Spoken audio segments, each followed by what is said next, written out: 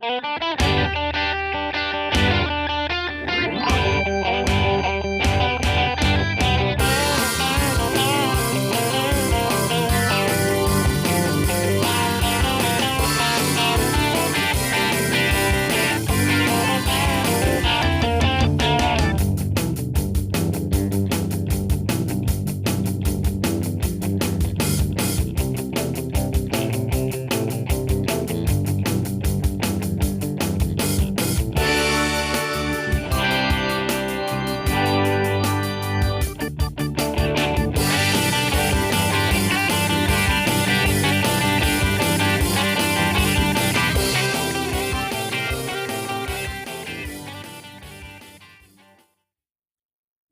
morning, everybody.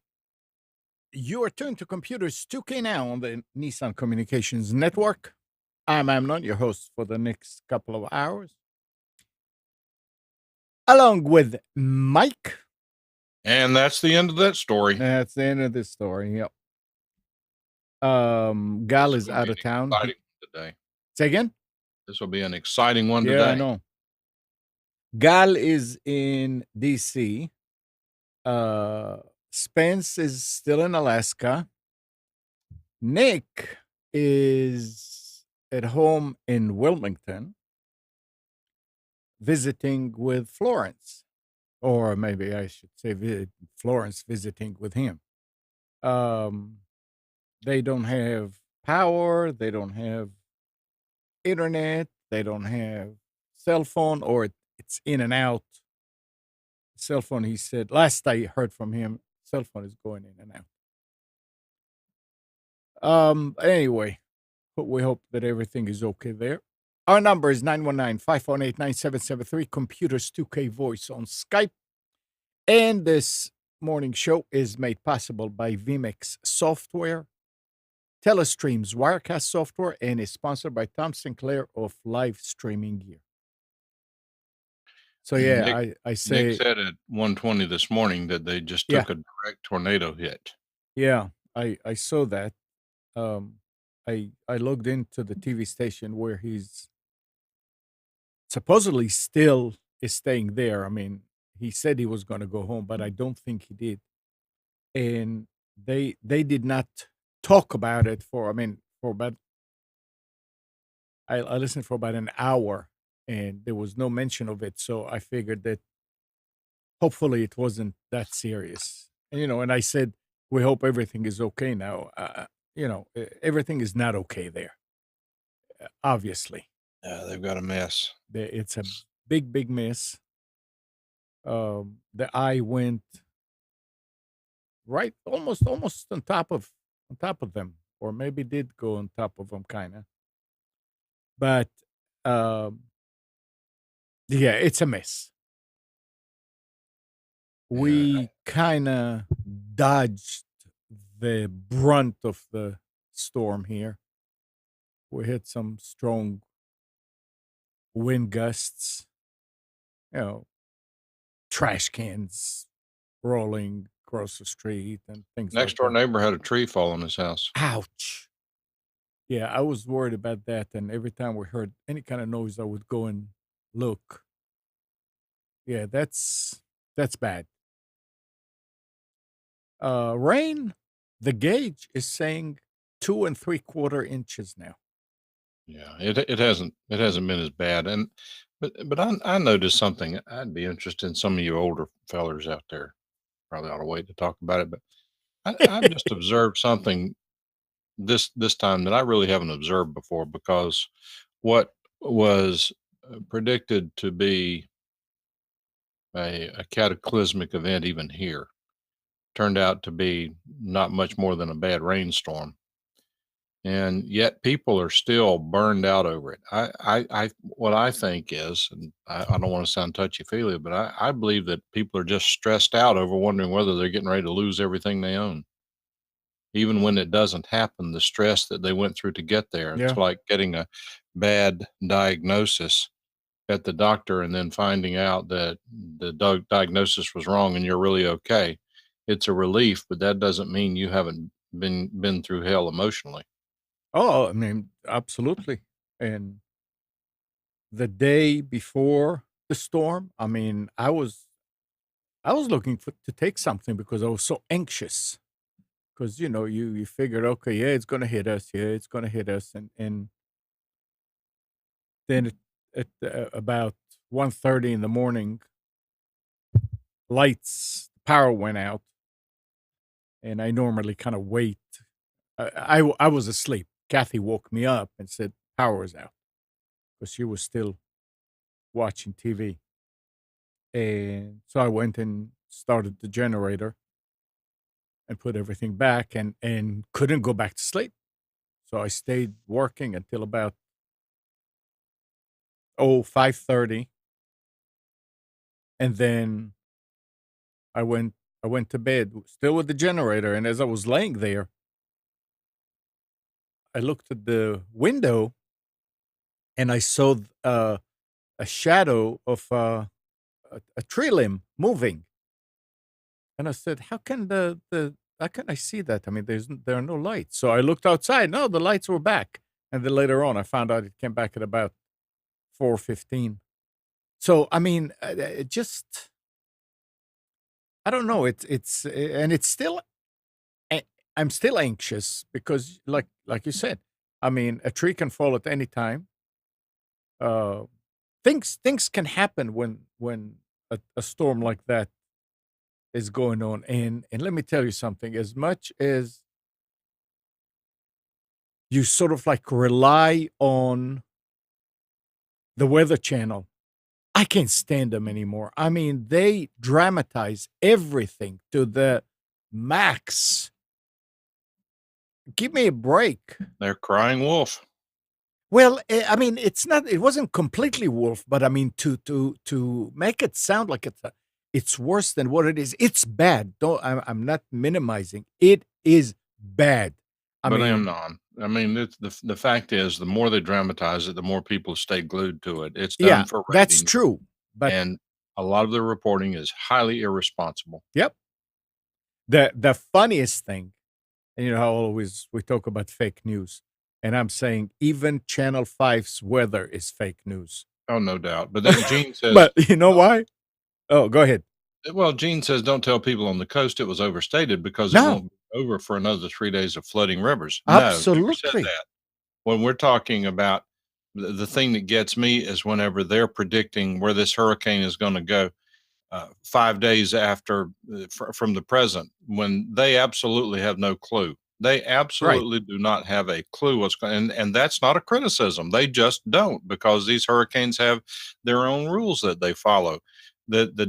I'm Nick would argue with us if he were here, and we can argue about it next week. But the fact is that there seems to be a line, a transition. That is, once it hits the shore, once it gets to the shoreline, it can go any one of a number of Mhm. ways. And to sit there and to tell people in Greensboro to hold on to your ankles is just, it's just silly. Right. I think it's okay to report based on our experience. This hurricane can go here, here, here, here, or here. If it gets here, it'll be a category 2. If it gets here, it'll be a category 3. If down here, it's category 1. Those are our latest predictions. And just take good precaution. Don't panic. We won't know yet. Once we know, you'll have 2 days theoretically to do this. And so, well, what do you want to do? You want people to wait and not get prepared? We already got people stuck. No, get prepared. Stay prepared. Right. Absolutely. I mean, you have to be prepared. And actually, talking about prepared, Hannah, my daughter, I mean, she did everything. She got everything in the house. She connected the generator ready to go if something happens and all that. And her power did go out the next day, and it did come back after a couple of hours. But when she told us, she said, "Well, luckily I was prepared." And I said, "Has nothing to do with luck. You were Absolutely. prepared, and Right. that's it." But the thing that uh, cracked me up is, I think it was Thursday or Wednesday. Official had a forecast, Uh, and he's standing there and he's talking about this and about how GFS, which is the American model, is taking it up to toward Norfolk and all that. And he said, but the European model is saying that it's going to come close to the coast, hover there, and then go south and dump a lot of rain. And he says, but I'm not buying this. As much as I like the European, and the European, in my opinion, always been correct. And if you read about it, you see why. He just wouldn't buy it. And that's exactly what happened. And I'm saying, you don't say something like this, I don't buy it. I mean, if you're responsible, you say, well, this is another possibility, a strong possibility, because they're always right. So take that into effect. I mean, it was like, no, it's not, this is not going to happen. Why? Are you trying to make people feel good? I mean, you're a forecaster, you're not a psychologist. Just report the facts. They like to drop in a lot of filler to take up the time, and I get that. I don't recall, and my wife will watch it, but I don't watch it. I don't waste my time.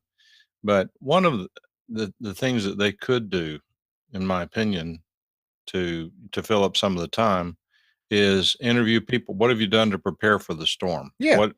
How do you normally prepare? Did you run out and buy all this, or do you normally keep it done? Would it make sense for you to keep a kit? Here's the kit that we recommend. From a positive perspective, how about throwing some positive news in here? Find people who have prepared in advance and let that be an inspiration to other people to stay prepared instead of having to run out and buy bread, milk, and water when you don't need any one of the three. It always tickles me, the people who go out and rush to the store to buy bread and milk and they don't eat bread or drink milk. Yeah. There's Just creates problems. there are news that you can report. I mean, the reporter does not need to talk for 2 minutes about the fact that there is a street sign laying down. Yeah, what? Well, I mean, come on, give us some information. I mean, this is great. Okay, say, and street sign are falling, and that's gone. But they harp on it. And it gets you more and more anxious, kind of. So you turn away. It was good what Nick did with the station and the local TV station. He spent his time there at the Well, local. why don't you tell what he did? Yeah, he moved to a place to stay. He moved into the studios of WWAY. So at least he had good cover.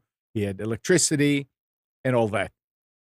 He also had the station, WFBT station that he's working for, pick up the signal from the TV station and keep people informed on the radio also.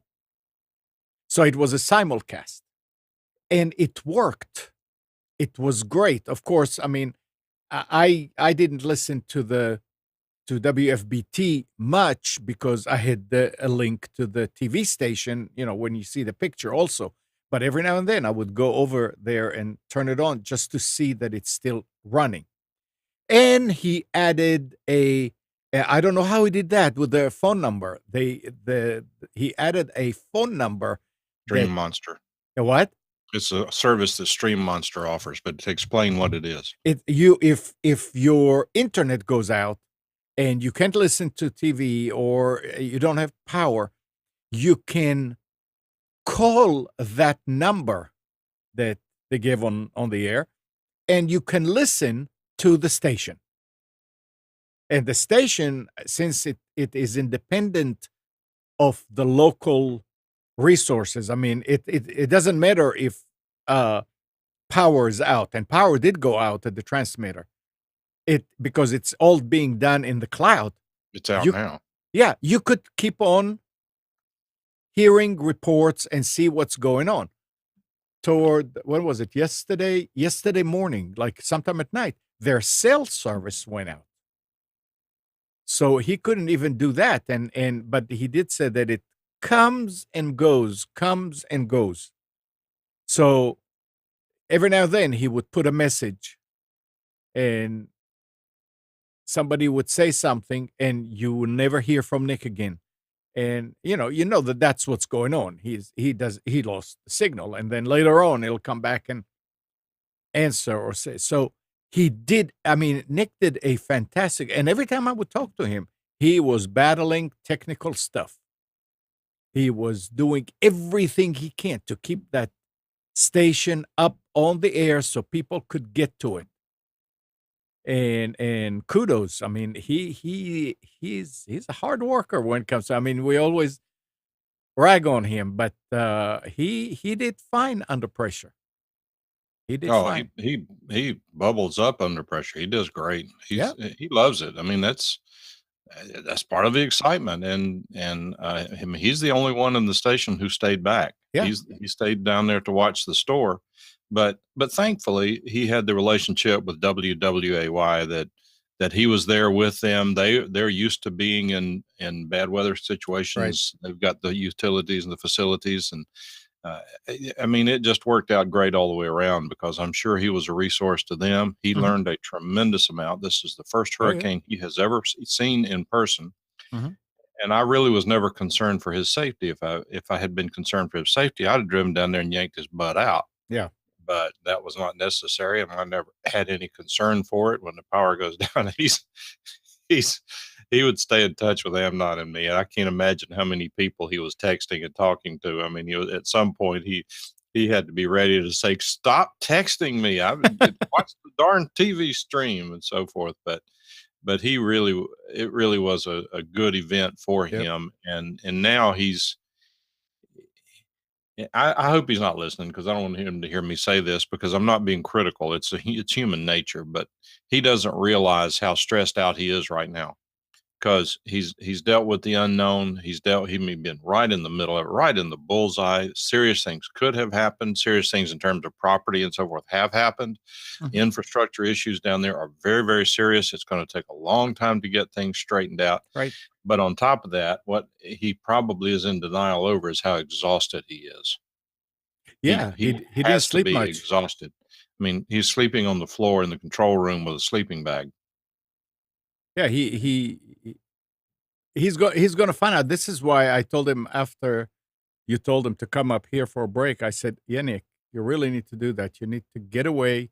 There's really not much you can do when the city's out of power. You can't go back to the station and do anything other than check on it. But you could. But he had a good reason not to come up here. He can't because I-40 is closed. Yeah. That's amazing. I-40 is closed. I mean, wow. Think about one of the main arteries, if not the main, is closed. Yeah. So I said, well, that never mind any other reasons. I mean, that's good enough. And But John says he's powered by adrenaline, and there's no yeah, doubt about that. oh yeah, But he's not he's down there uh, making contributions. And I mean, at one point, and again, I say this to his credit, and he at one point I said, "So what are you doing now?" He said, "Taking out the trash." huh? Yeah, you know Yeah, what? Somebody needs to do that. absolutely. And if And you're not doing anything, you need to. and he said, "I'm trying to make myself as useful as possible." Mhm, And the fact of the matter is, somebody's got to do that, and that says a lot for a person's character when he mhm. says, "I'm not too good to take out the trash." Right. So good for him. No, I'm proud of him. He's he. th- this says, like you said, this says a lot about the person, what he went through, and how his spirits. That's great. So And I'll tell you something else he did. And sorry, I've got the sniffles. But something else he did, and Amnon heard it too. What day was it that they went wall to wall coverage? Was it maybe Wednesday? I boy, Maybe Thursday. It was Wednesday or Thursday. Thursday, I think. Yeah. I think maybe Thursday. They started doing continuous coverage, and people could call in, and so just got more water. So and so's they have gas now. So and so just closed. Don't go over there. and they were taking calls from people in the community, going straight on the air with it. And I'll tell you, Nick was actually anchoring the segment, Mhm. and he did a fantastic job. Yeah, he like it's almost like he likes to do it because it's not a routine thing, Well, we like all every like day that. going in and Yeah, doing the we all same. like that. Yeah. Yeah. But you got to have a good attitude. I mean, Yeah. you want to look at it realistically. Nick is salaried. He doesn't. Mhm. He has no financial incentive to spend Right. all those hours. I would say that he's probably could put 20 hours a day on his timesheet for the last 5 days, Easy. Yep. and no complaints. I mean, you Nope. love it. You're there. I mean, that's if you're going to be in that business, that's a major part of your existence is to be Mhm. there for emergency purposes. And if you have an attitude about it or you don't want to work that hard, you need to go do something else. Yeah. I remember, I mean, when I was listening to that show that they did, I mean, it reminded me of uh Fran. I was at the Buzz over on Chapel Hill Road, that studio. I remember that building there. Uh, and the whole show was about who has gas, who has ice. Who, I mean, people would just call in because they're not. th- There were no local talk shows to do that that were that easily reachable. And this was one talk show that had nothing to do with it. I mean, a technical show, but that's what it turned out to be, a hurricane show. And it was great. It was really, really good. I would say that there are plenty of volunteer opportunities for people who want to help out in Wilmington. They're in a not in good shape down there. No. They're going to need help. And yes, and that's what we're saying is that you have to remember that whatever we're saying here and whatever anybody says, the situation is dire. I mean, it is bad. I mean, you see whole cities that are underwater. I mean, completely, completely underwater. You can't minimize that, and you can't say anything, I mean, unless you're there. You really don't know what's going on.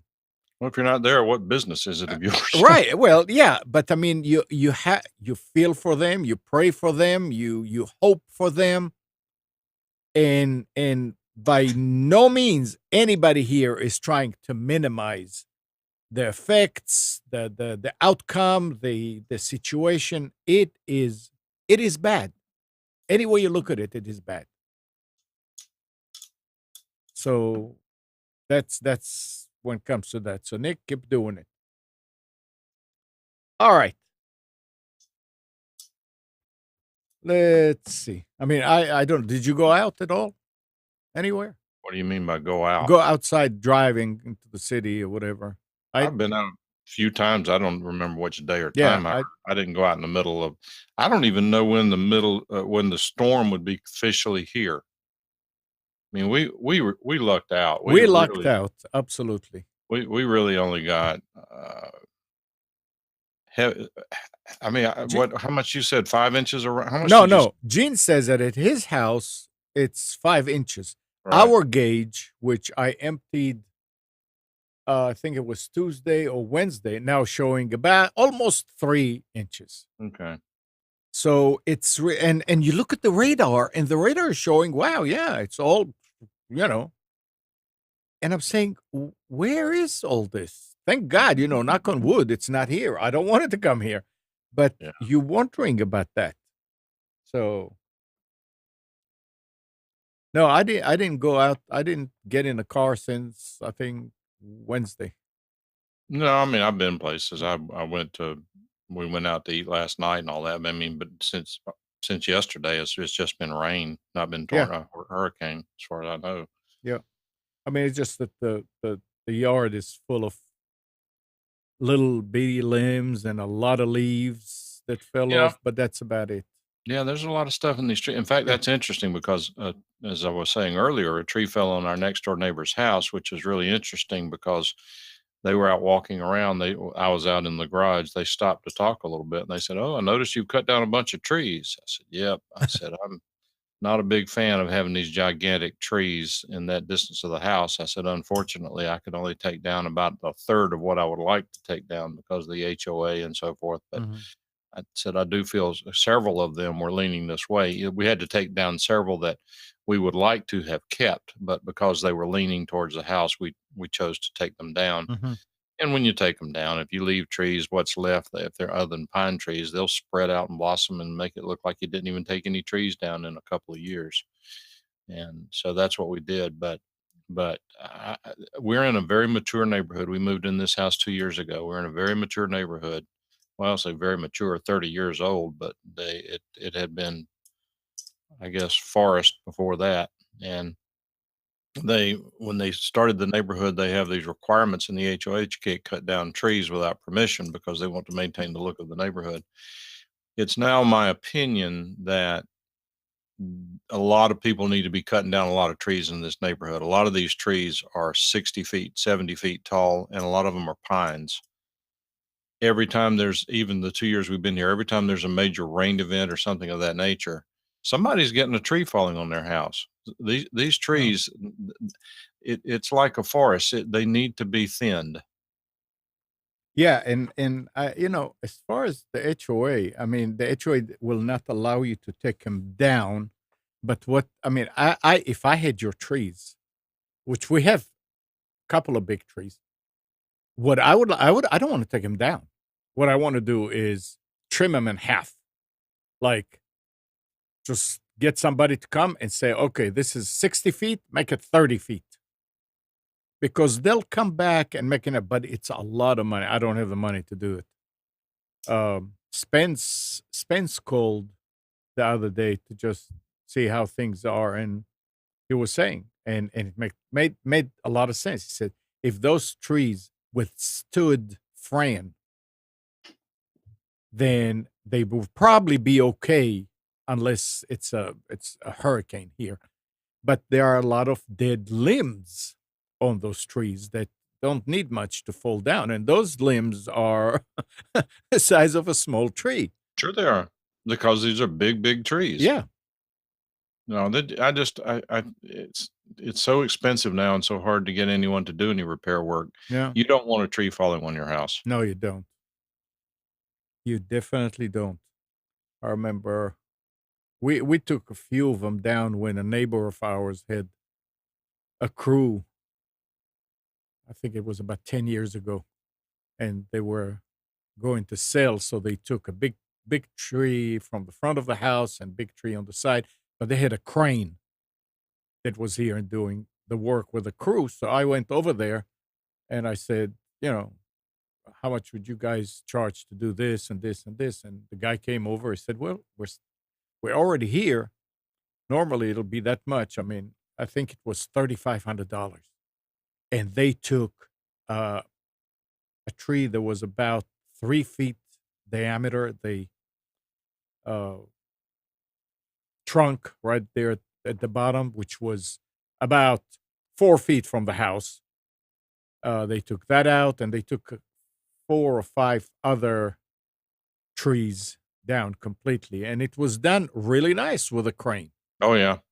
and that was good. And then I said, what I want you to do is, I want you to I went with him, and we looked up on all the other trees, and if there were any limbs that were growing over the house. I said, okay, so you need to cut this, and you need to cut this, and you need to cut this. I don't want anything. If it blows, you don't know which side the wind is going to come from. So you can't say, oh yeah, that.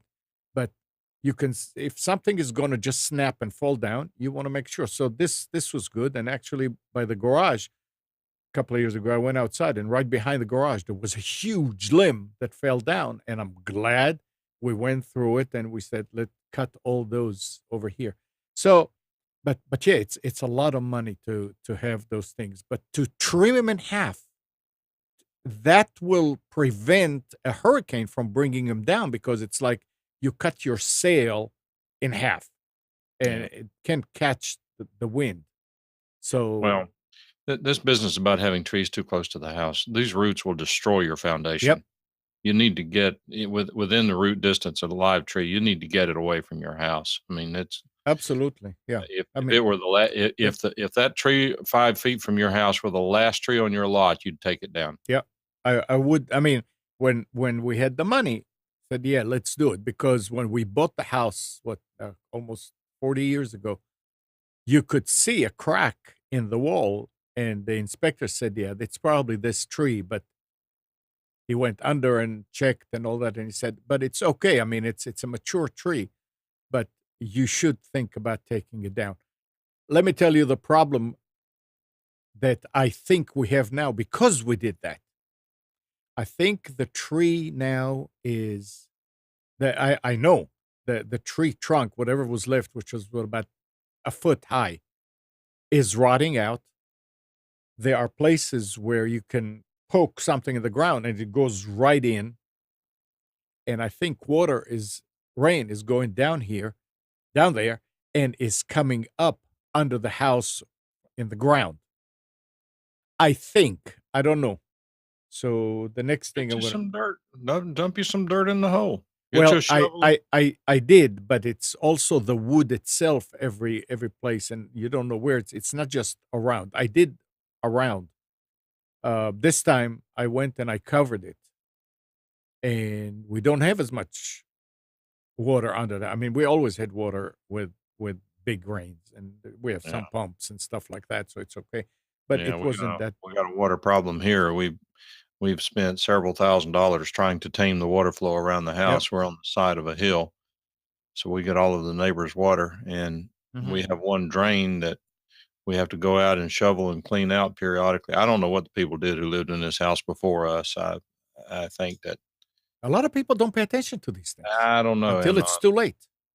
I don't know if that Yeah. because we've had the inspections done, and if this water is not tamed, it's going to ruin the foundation of the Mhm. house. I mean, you just can't have this kind of water flowing Yep. around it. I believe that there was more maintenance involved than they let on. Uh, and it would have been nice to know it. I might have chosen not to buy the house if I'd known how much problem it is taming this water. And I even spent $1,200 to have a little berm set up, and just over time, it is washed away. Just money just down the drain with the rest of the water. But we'll figure it out. It'll be yeah. I've It'll already it replaced half the gutters on the house. The gutters were too small, so I put the larger gutters on it, and now it goes down into a pipe underground and drains to the street. And there's a flow out there. I'm telling you, it's really taking a lot of the water away from the house and the foundation. That's what you need to do. That's It's expensive. I keep saying I need to get a truck of dirt, be dumped somewhere because I remember the when we bought the house, the owner of the house, Mr. Dillard, lived right next door, and he came the and he looked around and he said, "You're gonna need to put some dirt here to slope it away from the house. This is the Yes. best way that you can do. Just slope it away from the house." And it was back then, kind of, but now there are some places that are not. So I go and rake dirt up against it, but it's not need to add dirt. Ah, money, money, money, money, money. Anyway, all Well, right. and I will tell you though that your yard moves. Over Oh yeah, 30 yeah, years, the yeah. berms are not where they were used to Right. be, That's correct too. and they're all flowing down towards the house. Yeah. They create these nice little gullies and things that bring the water right under your house. And now the good thing is we're not in a flood prone area. The house is kind of on a hill, so to speak, and the water go down, so you can see all the water is just Yeah, running down. So that's good. we're halfway down the hill. Yeah, that's about. I mean, you do get it from the runoff, but it's not like what's going on like right now in areas that are flat and the water is coming in the house. You know that hopefully that will never happen. Yeah. Of course, I always think about the big, what is it, like a 4 foot uh, drain pipe that they put under Wayne Street to take the water to the other side. And I remember when they developed the area, they put a huge drain pipe that went all the way down into Lake Johnson or somewhere, I don't know.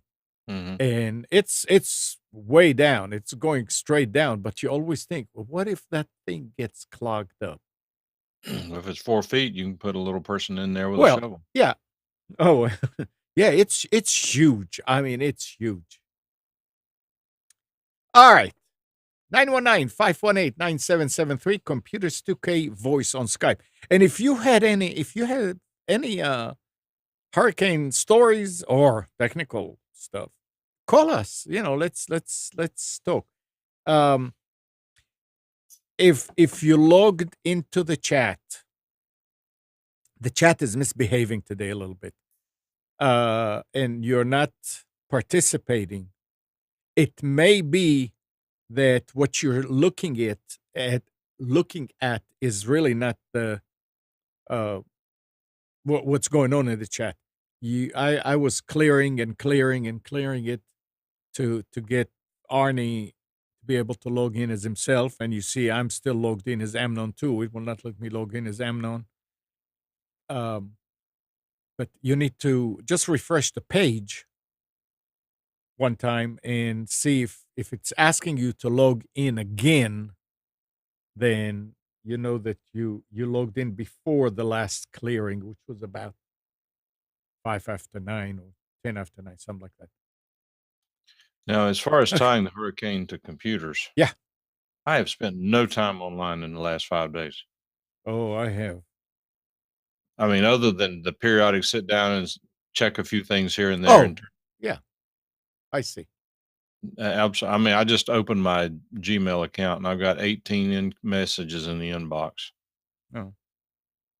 Well, I ain't I gonna had check. I had to I had to stay and do things. And actually, when was it? I think it was Friday night. I'm looking, I've got the big monitor, the big monitor where all the servers and that I monitor, and one of them was out. And now this happens every now and then if connectivity locally is not. I mean, when you do that SSH, it's a shell, and there is just a split second break in the connectivity, it drops it. And then you just double click it and it comes back up. So I clicked it, nothing is coming up. Clicked it, nothing's coming up. I went on another machine and tried to log in, it's not coming up. Said, well, it's gone. It's off somehow. So I sent a message to Ron and I said, Ron, I think Jane is down, and see if you can log in from wherever you are, because there's always maybe IPs or something. Well, about 20 minutes later, I could ping it, but it still won't come on. I mean, it still won't talk to the program. I About 15 minutes after that, it connected. And I'm looking in the log and it says that it crashed. All right. So certain things didn't work. I couldn't get Ron. This was, I would say, about 9 o'clock. No, more like 6 o'clock. I couldn't get Ron. So I called Jason. No, Jason actually called me. He said, "Amnon, what's going on? Uh, Jane is down." So uh, I told him, and he said, "Okay, I'll get in and I'll fix it." So he went in and fixed a few things just so everything will come back up. Well, half an hour later, it's out again. And I'm trying to log in and it won't log in. Now, we had that problem a few months ago on another server. Turned out to be the motherboard, that it would come up and go down. And every time it would come up, it will stay on shorter time and then reboot. So I finally got Ron and I said, Ron, look. So what we did then is actually move the server, not the hardware, but the software, into another server that we have there that's running a program called Proxmox, which does, shoot, I forgot the word, when you can have different environments. Another machine, and what do you call it, Mike? When you Virtual machine. virtualization. So I said, why don't you build it on that server so it will from a backup.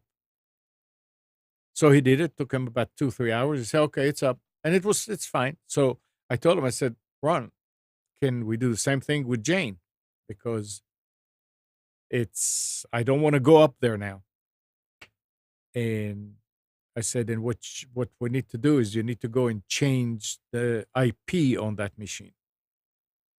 He says, why? I said, because if it will, I mean, if you build it from a backup and sometime throughout the night, it decides to come up and it's the same IP address, we're going to have a big mess. And I don't want to have to go there because I have no way to go there and turn it off like I did with the last machine that just happened. So I said, but it's going to go down. I said, it's fine. We're in a hurricane. This is not a very important machine. Let it be down for a few hours. He said, well, I'm not going to be able to do it until later tonight. I said, that's okay. So he took it down. And the next morning I got up and Jane is happy and working. So I went to look. And Ron started working on the thing at about 4 in the morning and finished at 6:30. And I said, okay, I'm not calling him because he's probably asleep. But everything is running fine. So it's amazing. And I'm thinking, look at that. There are now 3 servers running on that one big server. Why couldn't I have done that 20 years ago? and would save a lot of money there. But so far, knock on wood, everything is fine. And guess what? That other What? machine, it was going up and down, is still up. I mean, I logged into it because he told me what's the IP address, and I logged into it just to see. And it's still up.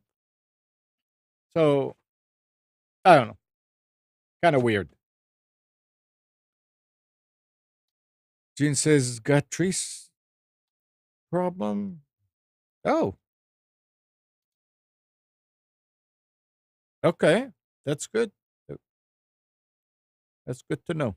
I'll Well, you said that's good to know, but you didn't say what's good to Yeah, I know. mean, Not it's in the everyone is chat. reading He's the chat. saying, bird,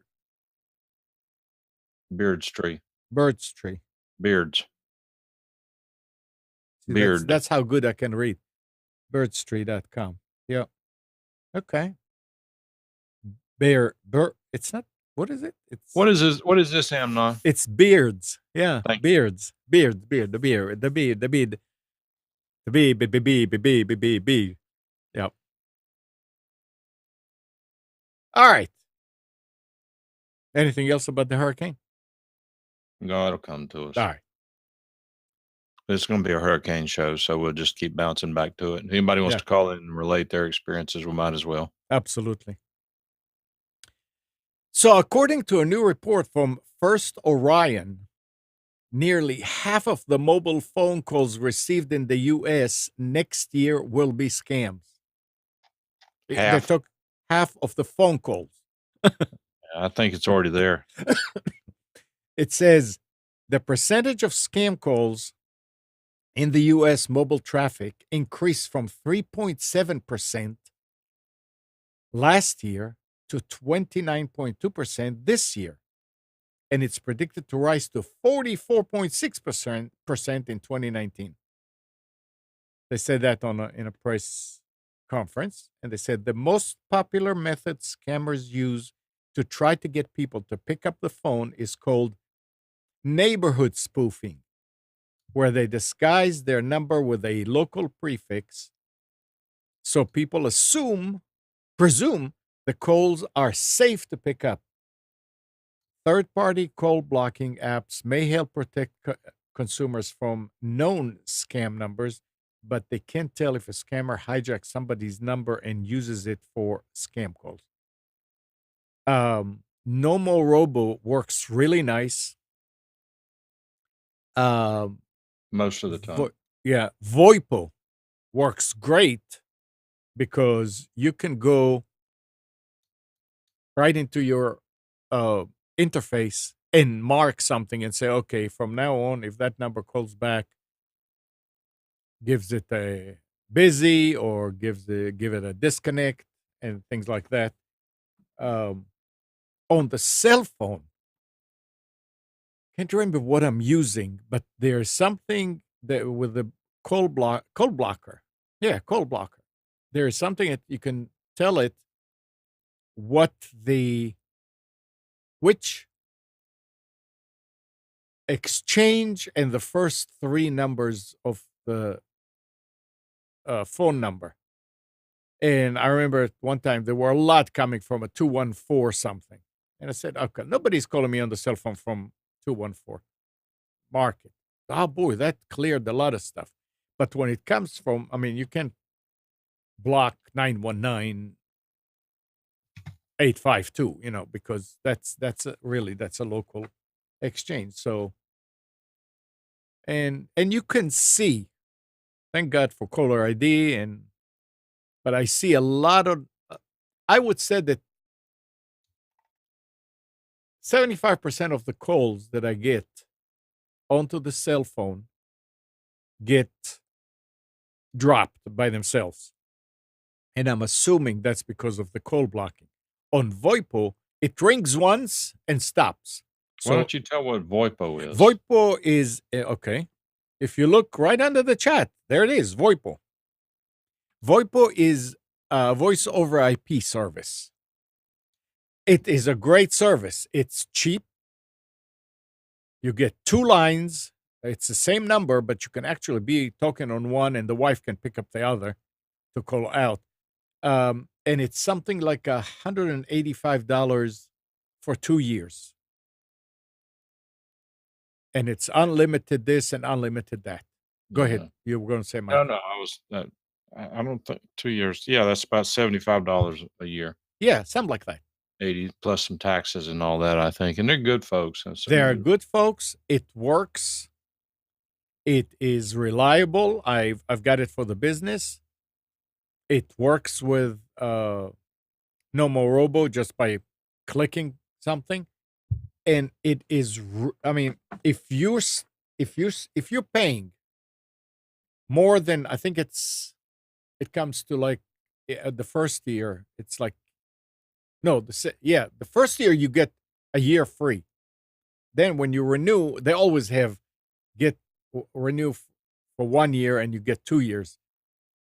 But it is if you're paying more than $7 or $8 a month for your phone service, you need to look at Voipo. Okay, but let's be fair. Yeah. It is not the same quality of service that you used to get from AT&T No, with a pair of copper wires. but whose is? Well, AT&T's would be if they were maintaining those. We kept the one for the longest time until Mhm. we were being charged $60 a month for a home Right. phone that was all spam callers. We then ported that number from AT&T to Voipo. It's now a virtual number, although it does connect through what is the name of these devices that we got? These It's ATAs. the, what is it? Terminal Adapt TA. Yeah, but what are the ones that we buy begins with an O. Oh, uh, mm, I don't remember. Obi Obi High. Obi High. Yeah. Gosh, I couldn't think of that Yeah. yesterday. Yeah. I tried to think of that shows how dependable they are. You don't have to mess with them. Yeah, Uh, it just works. it just works. So anyway, you if you're going to set up this VoIP line, you got to have some techie to you. And but it's worth the trouble. And if you got anybody who can help you with it, it's double worth the trouble. So It's really, I mean, when you think about it, Mike, don't scare people because I'm it is not so scaring much people. easy. It's so easy. But I had somebody order one and then say, "Okay, now what? It's not working. Is Oh, it? Oh, it's still in the box." Oh, yeah. yeah. So, I mean, Well, there's a transition in yeah, the way you think about things. In the old days, you just plugged the phone in and it worked. It's right. not that way anymore. Now, you have to theoretically. I mean, if for example, if I were hooking this up at someone's house and they still wanted to use all of the old style telephones, Mhm. not the cordless phones, Mhm. then what I would do is I would go to the network interface device NID on the side of the house, disconnect the line at the house so that in essence what you have is this one telephone line that's running throughout the house but is not connected to the wire that leaves the house that Bell South has disconnected at some point because that acts as an antenna for noise. So what I would do is disconnect that. Then I would backwire. I would take the output of the OB high or the ATA, the terminal adapter, plug it into any telephone jack in the house, whichever room is most convenient. Plug it in there. Now, since it's all in parallel, you plug a telephone into any existing telephone jack in the house, and you have a telephone. You have telephone service.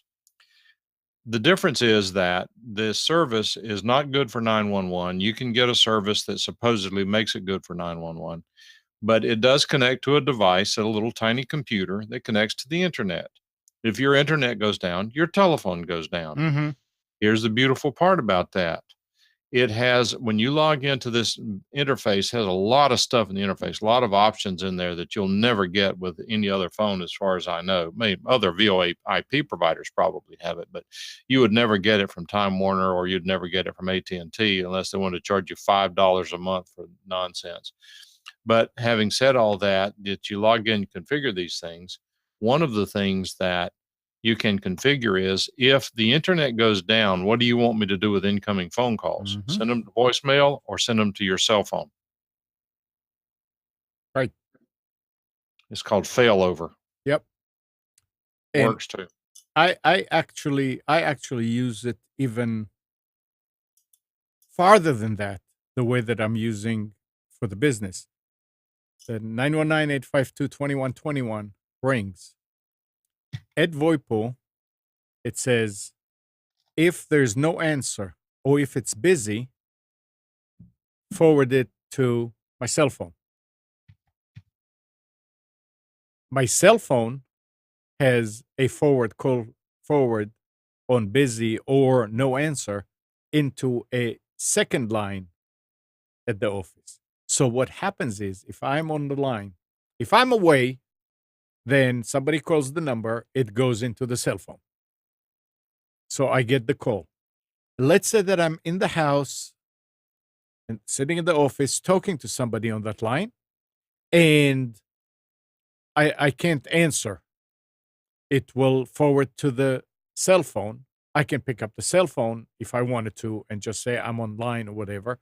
And if I don't, it goes to the second line, which after three rings goes to an answering service. So it works great. I mean, if Voipo goes down, and it did go down a few times in the last 10 years. I mean, it's electronics, it's technical, it's whatever.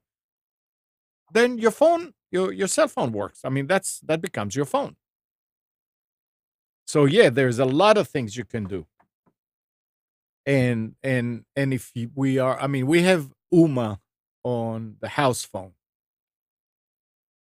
Voipo is the quality of Voipo is better. So if you compare apples to apples, Voipo to other VoIP services, it's good quality. Yeah, nothing would compare, like Mike said, nothing would compare to the old copper lines and the AT&T phone, and it's like you were talking to somebody that were next door. But it works. What's Alan says? Do you have another cell phone forward for unreachable? Unreachable.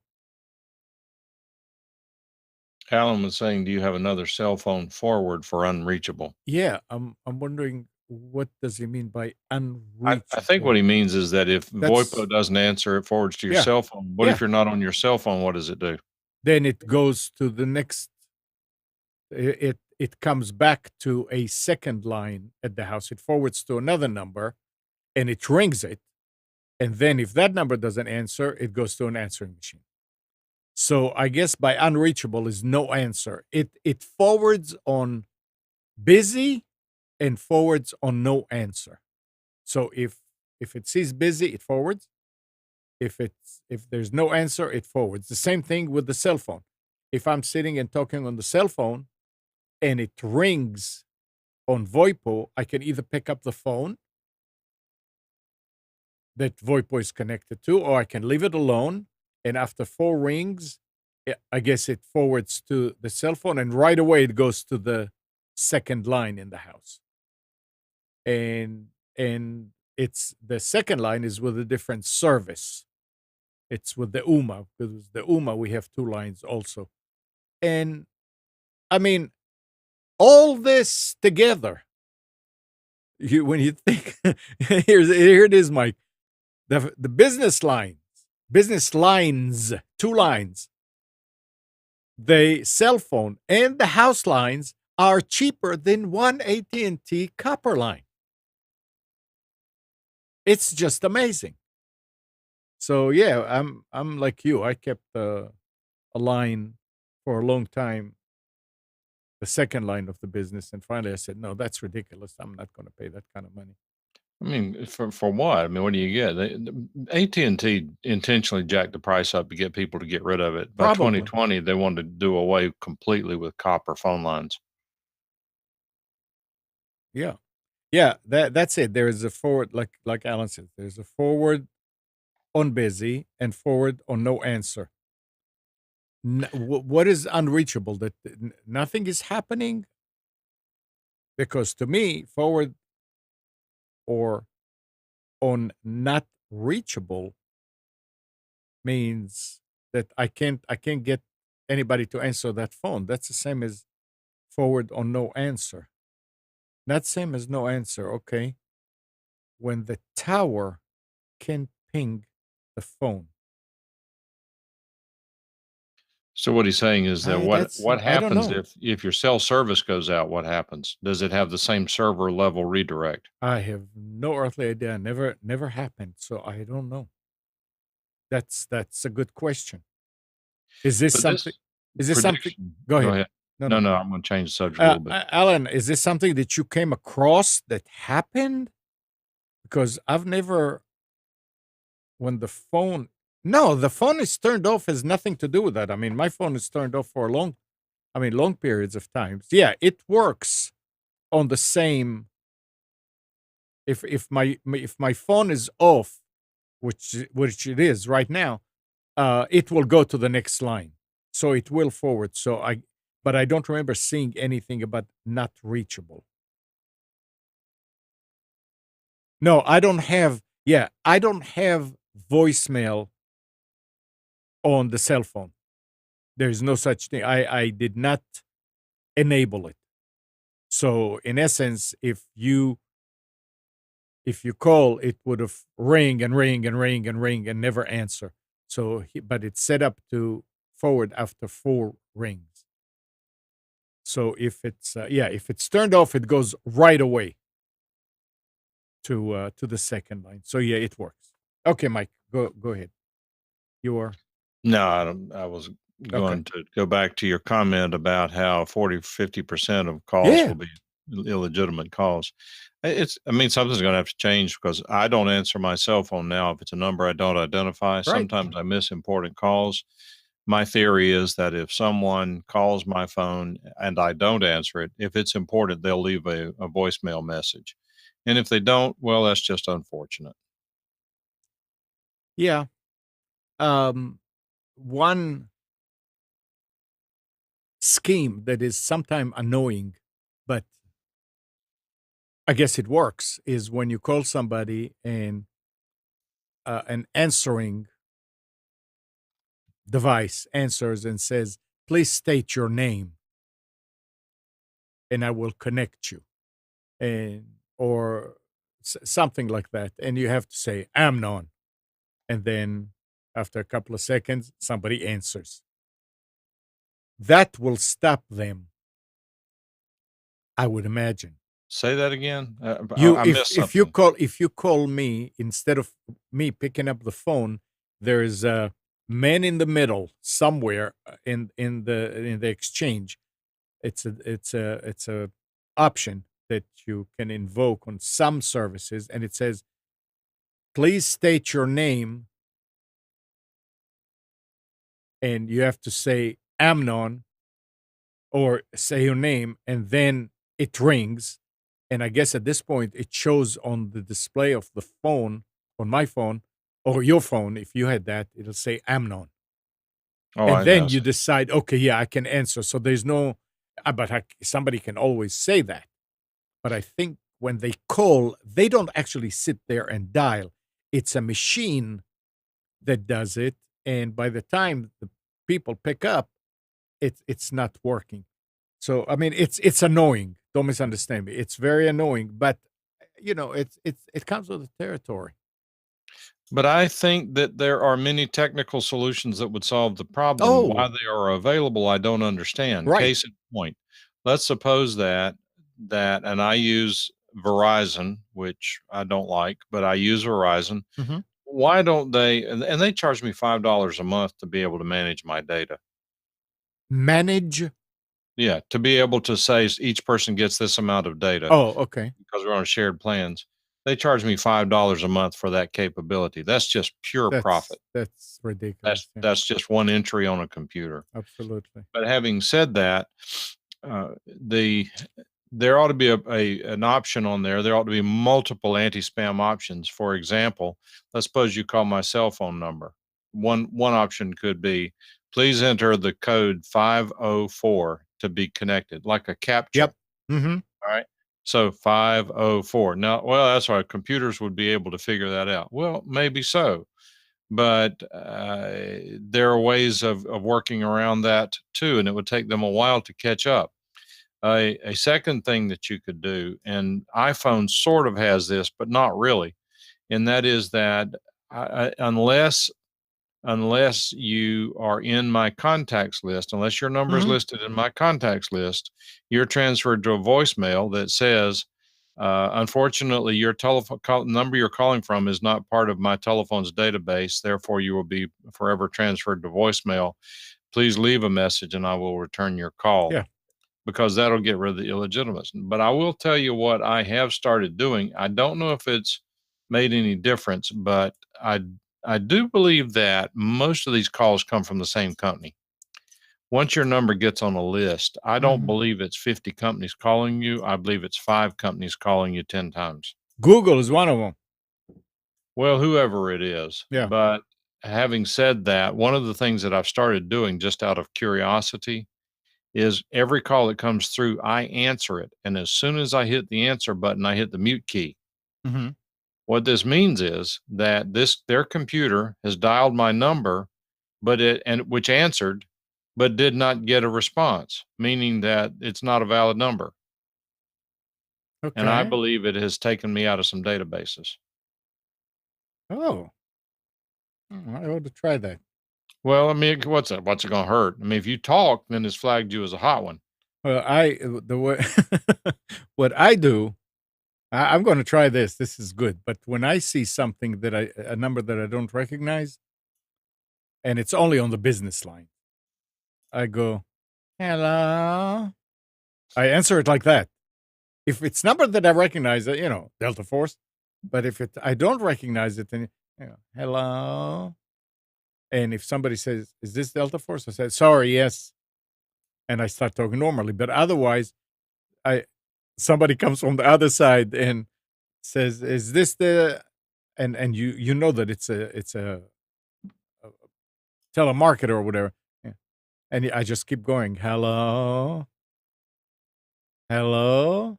There's also another And trick that will help reduce the number of calls that you get actually bothered by, and that is that, and I don't understand it yet. I haven't tried it. I probably will. It says to create a long voicemail message. You they normally hang up before the message comes on. Well, it depends on how well they do it. Because Uh, if they're looking just for voice, then they'll start talking to it, and you'll check your voicemail, and it's typically 19 seconds of crap. oh, If you see a voicemail message in Voipo for 19 seconds from an unrecognized number, it's a spam caller. That's how long it disconnects or whatever. Are you there? Are you there? Click. So what they supposedly, and I don't know what a really long one is. I don't know if that's 30 seconds. I don't know if it's a minute. But again, if it's important, the problem is that there are some government services and doctor's offices that use automated callers legally that you will not get their messages. Yeah, you need to be very careful with that. Absolutely. Absolutely. But you know what? They need to come around as well. There I mean, what you're talking about, that you had like the CAPTCHA. I mean, the scammers will come up with a way around it and figure it out, but it's always you have to be a step ahead of them. That's a great thing, and, I mean, I'm thinking, why can't we have a device that some company will come up with that you put right where the phone the phone line comes into the house, They've had them. or The company went out of business. and you can do different things with it, like Yep. what you're talking about, and like saying, "Hey, Yep. Yep. Back in the old days, and I wanted to mm, buy one, and I waited and waited, and then the company went out of business. I'm glad I didn't. That would have been an expensive waste yeah, of money at this point. But it would you would not even hear the phone ring. What it would say is, and I even designed and almost built one, but the reason I didn't finish it was because of the ring generator. But that's another story. But they would do it answer and say, "You've reached 919-852-2121. To protect against spam callers, we've instituted this procedure. It's necessary that you enter the following code to be patched through to our office. After the tone, please enter the code 919 and or 9234 or whatever the code, and it would change. And so they get the code and then enter it, and then boom, your phone rings. That's the first you've heard of it. mhm, yeah, something there, like you said, there is technology to deal with that, and they're not using it, just like there's technology to deal with spam, and they're not doing anything about it. Well, see, I'm against new government regulations most of the time. No, I'm not talking about government. Forget Listen, I know that, government. but I'm getting ready to talk about it. Oh, And the reason I'm opposed to it is because it's people who don't know what they're doing, making criminals out of people who do know what they're doing and who are only trying to do the right thing. I mean, my first reaction would be that, for starters, it ought to become a felony to spoof a phone number for business purposes. But then yeah. again, again, that's getting the government involved, and whenever, and follow the thought on this one, that it's getting the government involved when private enterprise should and can solve the problem. The issue here is, and the dilemma is for those like me who think the government ought not to get involved with it. The dilemma is that we don't have access to the equipment that the private operator has that would allow us to implement the technology. We don't have access to the Verizon or the AT&T server that would allow us to institute it, and they, as private enterprises, are unwilling to do it. Uh-huh.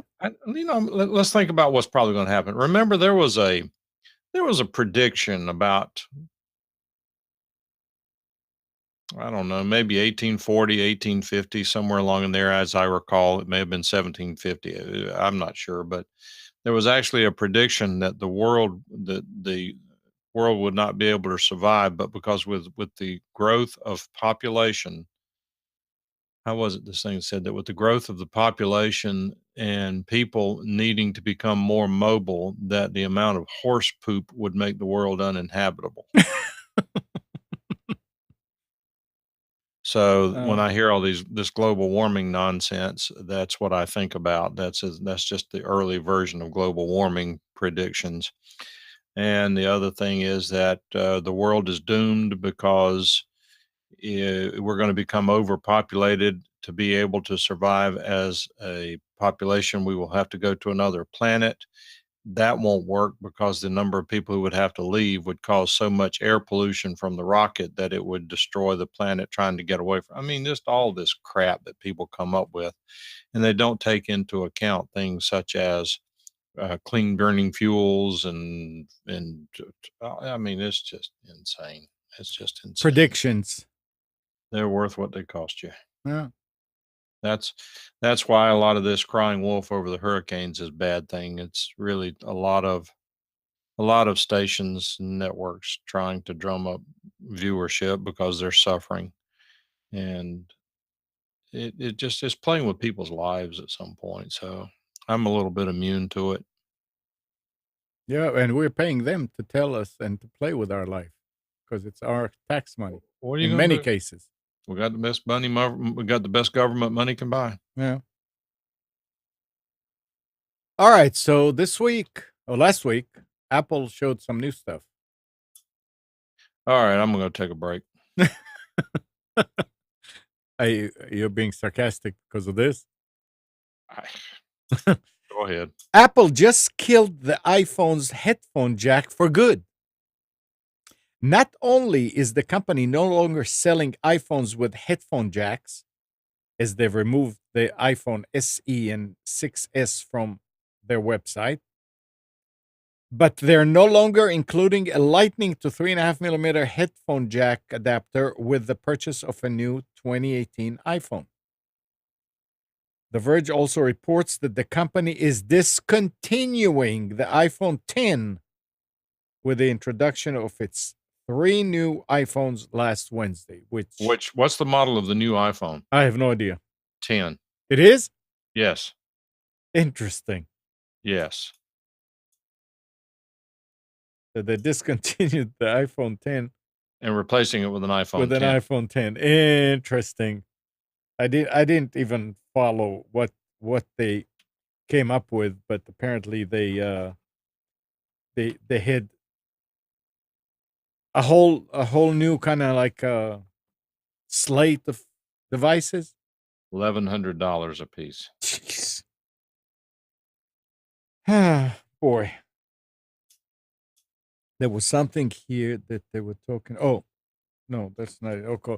So they also unveiled the next generation Apple Watch Series 4 smartwatch, featuring a larger display with smaller bezels, a 64-bit processor that's twice as fast as the previous generation, and electrocardiography ECG support. So guess what? Next time you go to your heart doctor, ask him for a prescription for an iPhone. iWatch. Maybe the insurance will pay for it. Yeah, right. This is, you know, I would think that it's because it was, hey, it's already on the wrist. All we had to do is enable this routine here, and it'll show people their uh pulse or whatever. I mean, I don't see how they doing electrocardiography where you go to the doctor and they put all those electrodes all over your body just by being on the wrist. So I'm assuming that it's just from the pulse. And they said, "Oh yeah, let's do it."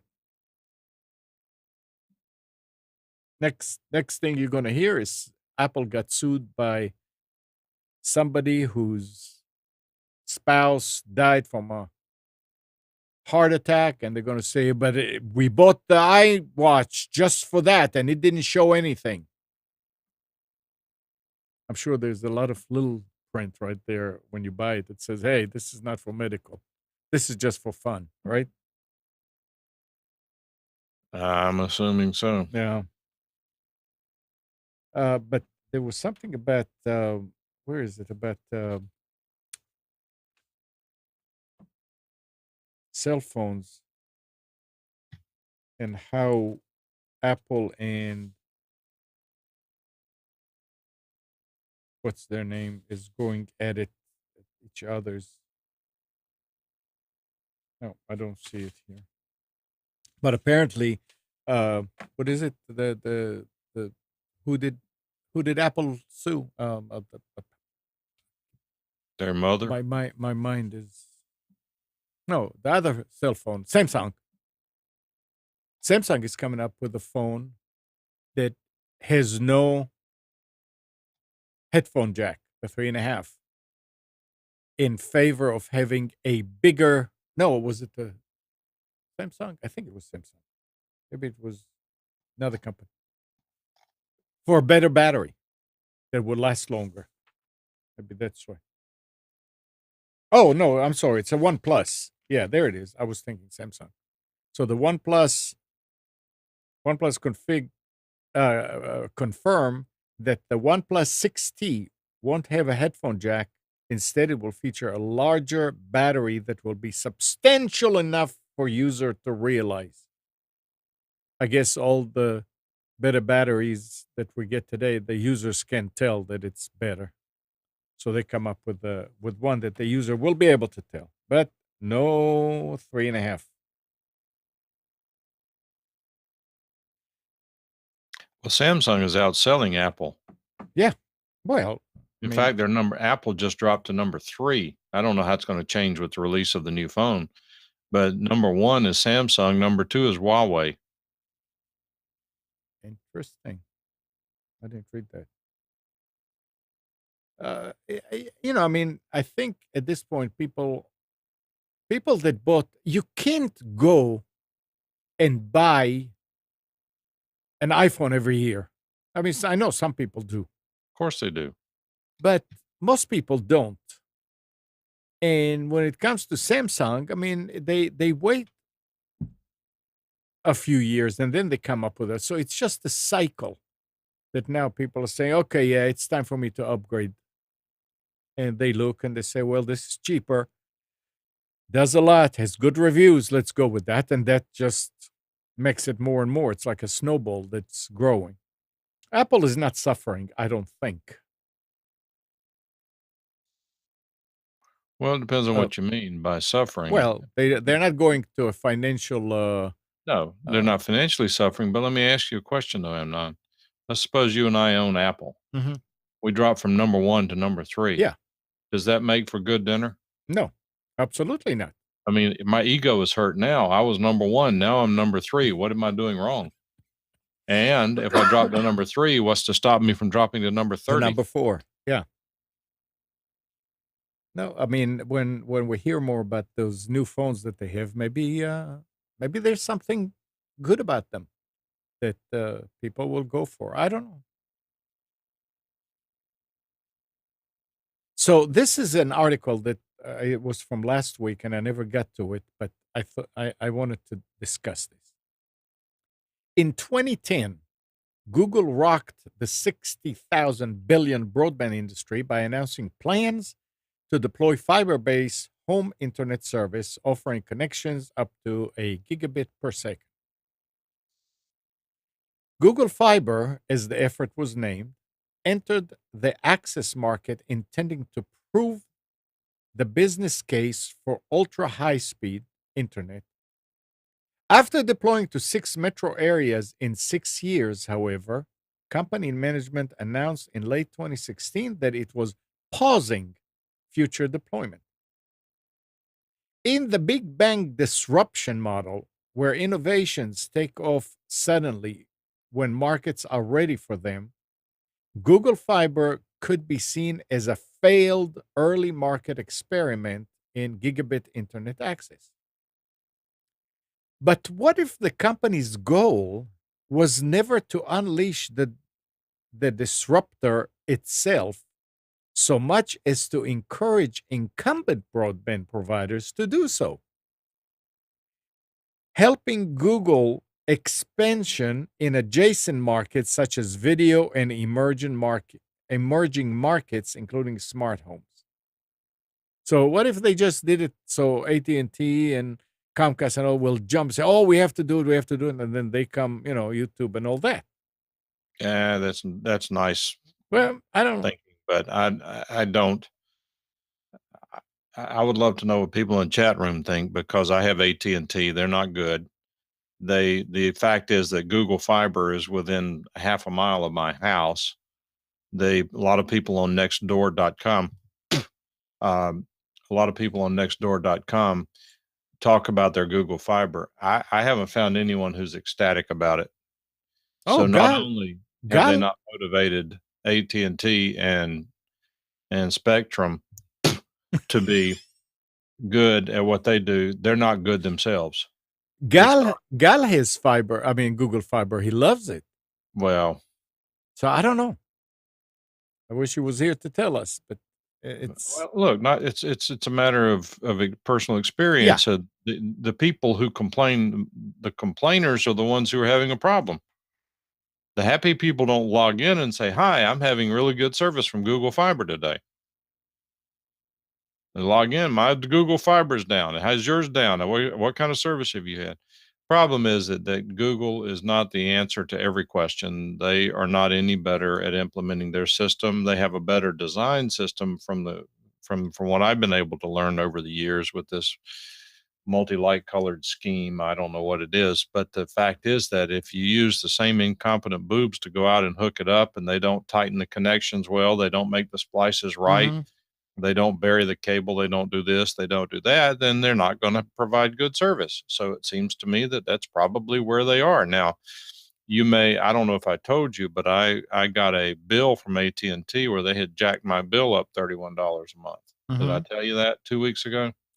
I think you talked about it before, and when you complained, they lowered it again. No, I didn't complain till about 4 days ago. Oh no, so you didn't tell us. So go No. ahead. Okay. So anyway, I went on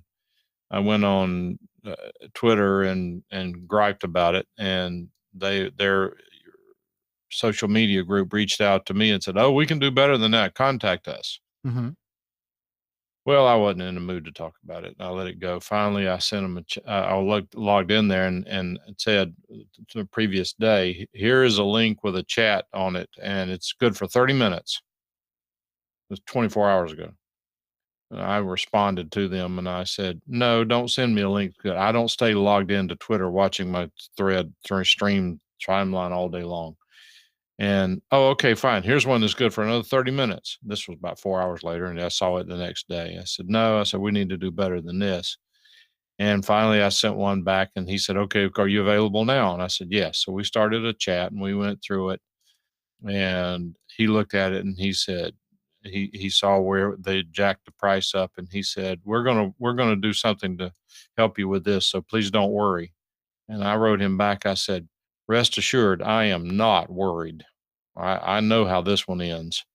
Mhm. So he said, "Okay." Anyway, he 30 40 minutes later he finally goes back and puts the discount back in, and I'm now paying the same thing I was paying before. I probably screwed myself on the deal because somewhere in the conversation I said, Could have been lower. well, I probably said I'm not going to keep it unless I can get my old price back. He might have come back $10 cheaper. So Mm. I don't know.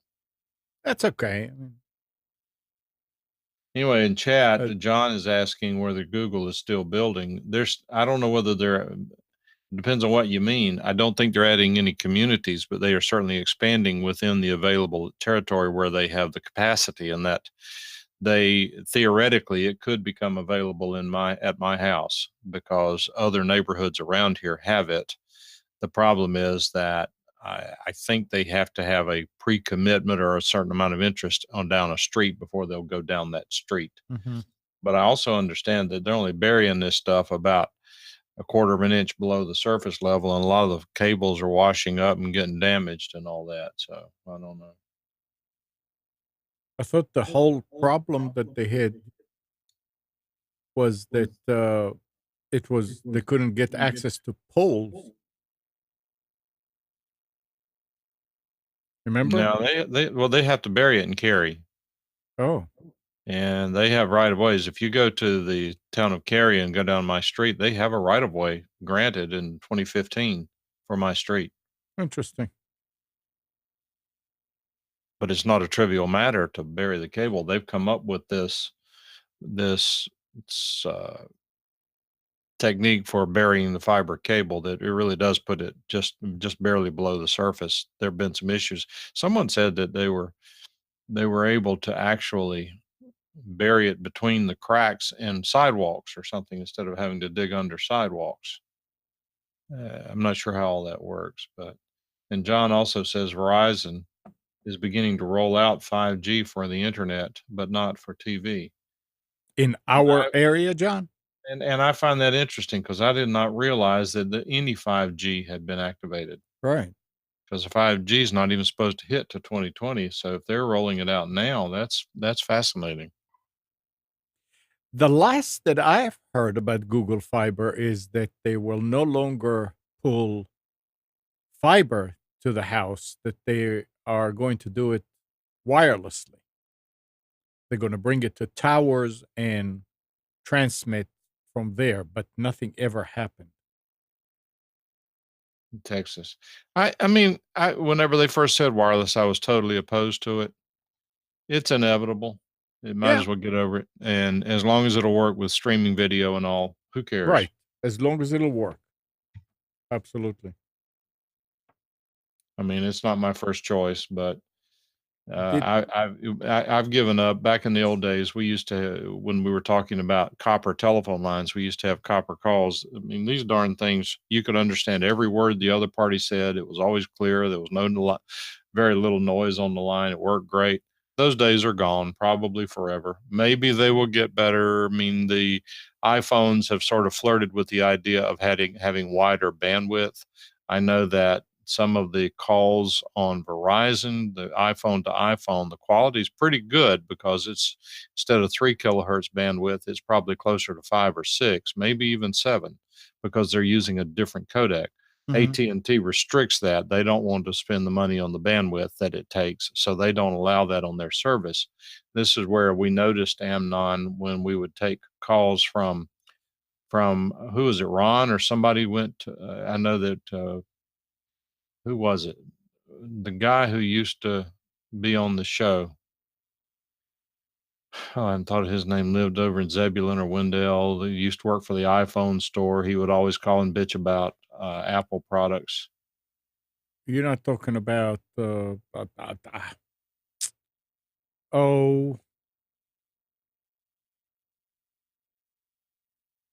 I can't remember his name. I think I know who you're talking He was about. on the show forever. There was one. Yeah, I know. Oh shoot. He was from Durham. No, Who was it that was from Durham that worked with iPhones? I don't know, but I thought he actually ended up going to work for Apple for a while. Shaw. Why am I? What was his first name? I don't remember. I believe it's African American guy. Yeah. Yeah, that's him. I Shaw. Shoot. No, not shoot. Shaw. Anyway, yeah. But he's the one that was able to, in my opinion, prove that AT&T was in fact limiting the bandwidth because he would brag about the codec the phone could use, and the quality of the sound, and the way they found out is he or someone went to Japan where the carriers over there were not limiting the bandwidth, and the quality of the phone calls in Japan using the same phone, the quality was tremendous.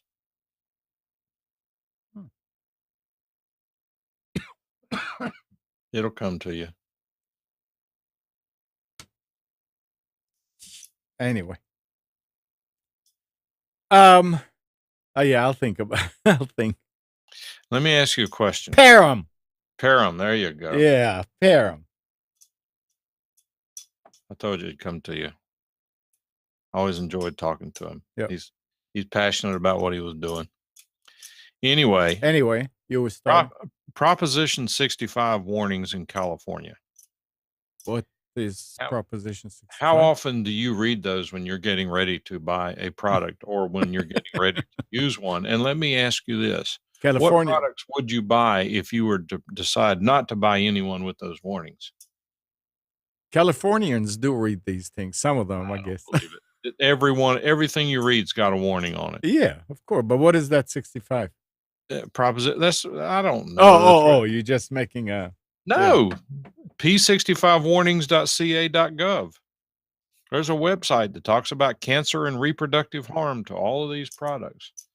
The point is that when you go in and you warn about everything, you warn about Yeah, nothing. right. Exactly, that's the thing. They've neutered themselves. Drilling, sawing, sanding, or machining wood products can expose you to wood dust, a substance known to the state of California to cause cancer. Avoid inhaling wood dust or use a dust mask or other safeguards for personal protection. For more information, go to p65warnings.ca.gov/wood.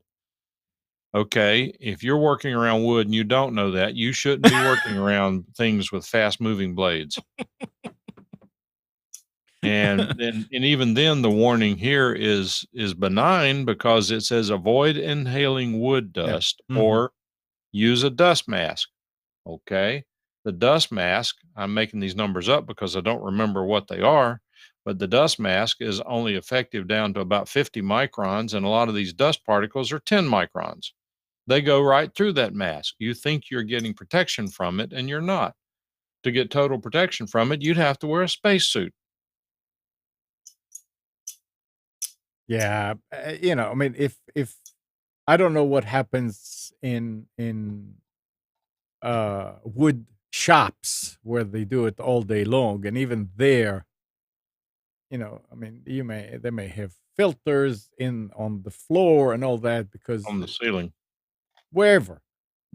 But come on, if you're working in your garage and you're fixing a a little cart for your kid from wood and you're cutting a cup, yeah, give me a break. No, it's if you got power tools and you're generating massive amounts of sawdust like I do, it is an issue. It's not a trivial matter. I'm not minimizing the issue. No, it's not a matter of minimizing, Mike. You're generating maybe massive for about an hour or two, and that's it. And I'm then not. and a month with nothing.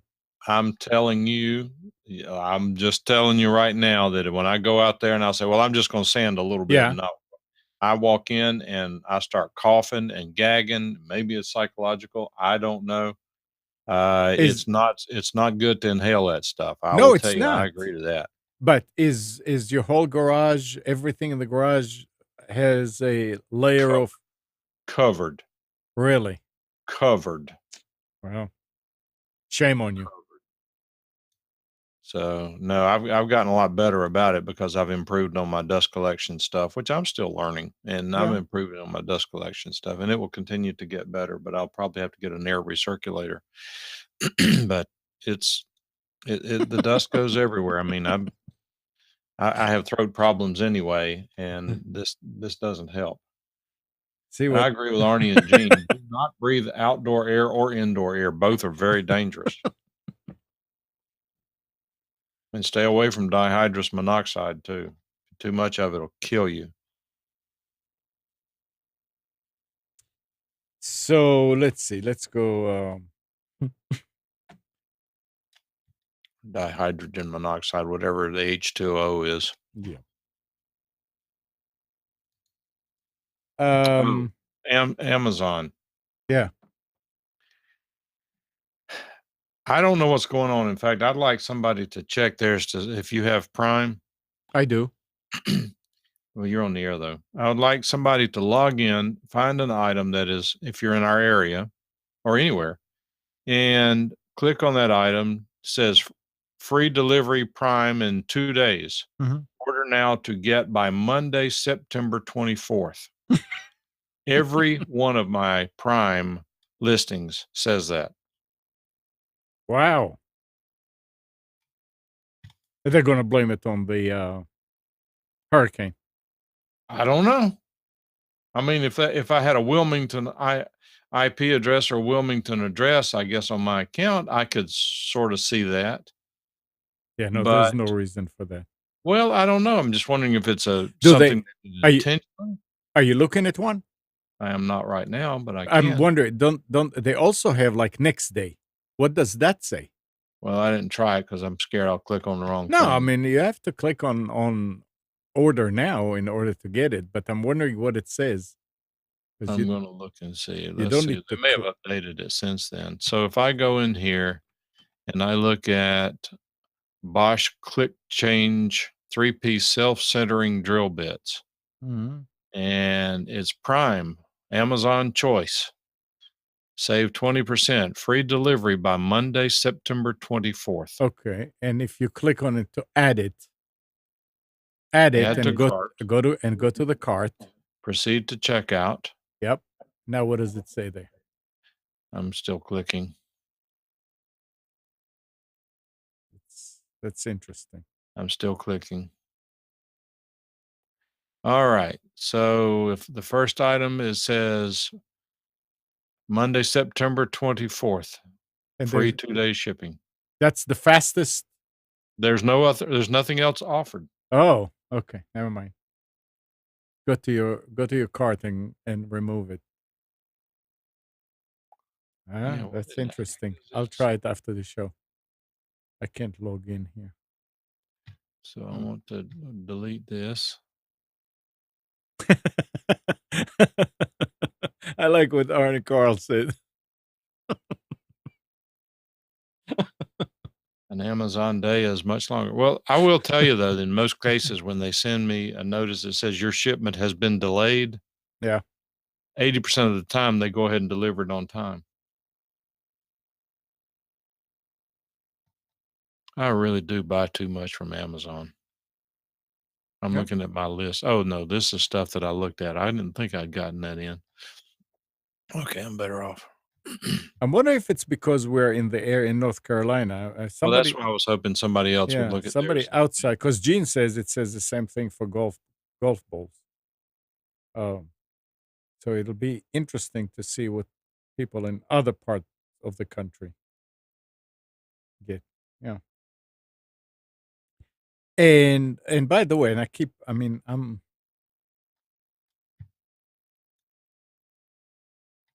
the- I'm failing in mentioning that if you're listening to us, watching us anywhere but on computers2know.com, the live, or on nissancommunications.com/live, you are not seeing the chat. You need to go there and log into the chat if you want to participate, because I keep telling the other hosts to do that and I'm not doing it.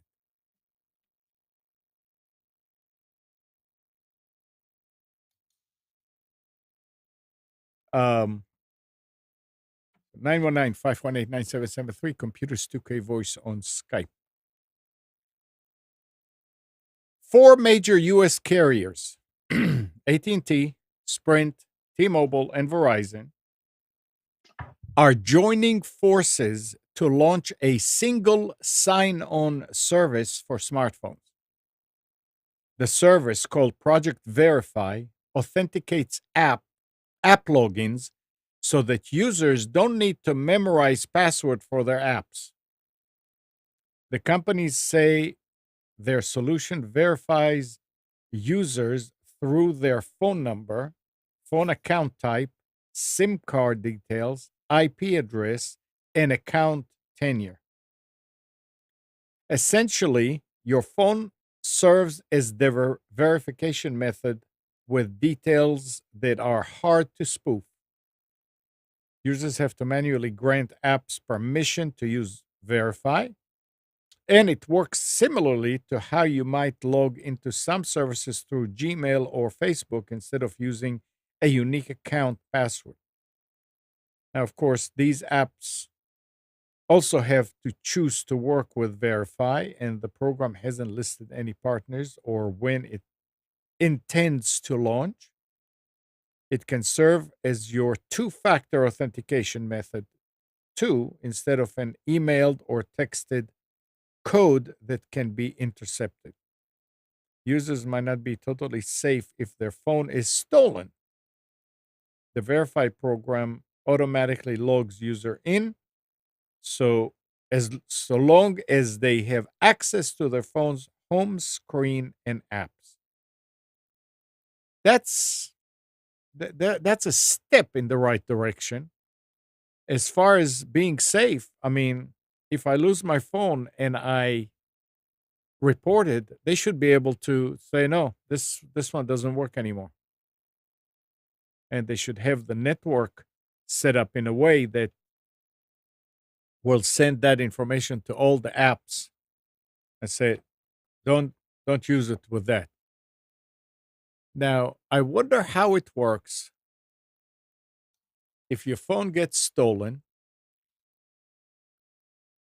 and you get a new phone, like within hours. You say, "Okay, yeah, I lost it. I threw it in the river, and I went and I bought a new one." Since it involves your SIM card, then the old phones should not be able to do anything anymore. I would think. I don't know much about how the cell phone system works, but it seems that that's what it'll do. It's just interesting that four of them, the big guys, are joining together to do that. That's nice.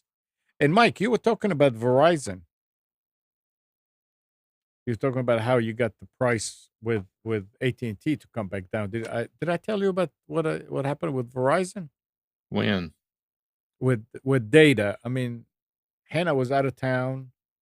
I think you did. You got them to give you unlimited data. No, it's not unlimited, but they added. I mean, somehow we ended up with 16 or 18 gigabit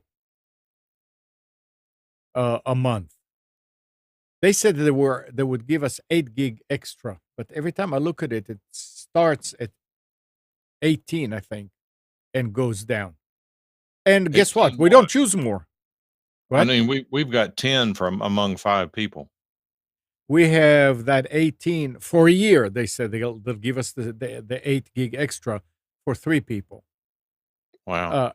In most cases, we don't even all three of us. I mean, Kathy and I are most of the time it's at home, so it's Wi-Fi. Hannah uses, but we never go over 3 or 4. So it's okay. But yeah, I would say, I mean, you have 10 among you and you paying $5 extra to manage it. I Yeah. think I think our monthly is $137, which includes Hannah's iPhone 7 when she Yeah. bought it. But you don't have an iPhone. I don't, Hannah does. And Right. she bought We it, we have so we have 5 iPhones. and you're paying, I mean, you're paying monthly for them or you bought them outright? Well, we unfortunately, I don't believe in credit, but unfortunately, they screw you if you try to pay cash for it. Okay. So they So were on it. I think, yeah, I think that's 20 some dollars out of it Well, right, is but for that. 3 of them have been paid off for over a year. Okay. No, hers is another month or two. But anyway, and you need to look and see. And if you're paying a lot more for the data that they give you, I mean, all I had to say is, guys, look, there are other companies that will give you unlimited or give you a big chunk of gig. And these days, it's not what it used to be 20 years ago that our network is better and all that. You guys are all, as far as I'm concerned, are the same. And that's what they did. So take a look at that. Every dollar counts. So how I don't remember whether I talked to Verizon. I was mad with them about something, and I said, "Look, I'm very and I am very seriously considering dropping them because they're giving other people deals that they're not Uh-huh. offering to Right. me." Now, I don't know. At some point, you get tired of arguing the stuff, but I don't know. It just aggravates me that what do they want? $10 for a gigabyte of data if you go over? That's So, nothing but purely trying to trick you into spending money. That at $10 for a gigabyte, I that's I'll ridiculous. reserve my comment. Yeah. That's good. But what are you going to do? Well, I mean, you can vote with your uh what's the word? Vote with your feet. Vote with your feet and go to another company. I Well, there mean, is a service out there that I had not heard about until recently. I thought about giving it a try on a different phone for another application. yeah. It's called Ting, Ting. I remember we were talking about it some time ago. But I don't know. Go ahead. You pay for only what you use. If you got a phone, you're not going to do much with it. You can get it. Like you can end up there with a $15, $20 a month phone bill. And Oh, if you get to, I think it's 100 megabytes of data, which is nothing, but it's your phone bill could be under $30 a month. If you mhm. got a phone you're not going to use frequently. Okay. Well, Uh, keep us posted. one of my coworkers uses it. And Alan says, "What rate of discount do you get by paying monthly over paying cash?" I don't know. She didn't have the cash and she wanted to do it like that, and she did it. Well, on mine, it seems to me that if in this particular case that if I financed it, there was a $150 discount on the phone. If I wanted to go buy it straight out, there was no discount. Oh, But they just manipulate people so badly. It's sad. yeah. I don't know how. I mean, you know what people say? I can't afford this. I'm a single mother. I can't afford this. I can't afford that. And then they go with the iPhone. Then they go buy an iPhone. Yeah. I know. I know. I get it. I mean, everybody wants to have nice things, and I'm all in favor of nice things. I like nice things. I have some nice things, but Mm. it's just now I won't get too deep on my soap high on my soapbox. But you see people, well, I can't afford. There's no way I can pay that. I was representing someone pro bono back in the late '90s in a criminal matter, and I was representing them. The state was paying for their representation because they didn't have the money. And so we met at the courthouse and we handled their case and we won the case. And we walked out together and was talking. And he walked up to his car and I started walking to mine. He was driving a nicer car than I was.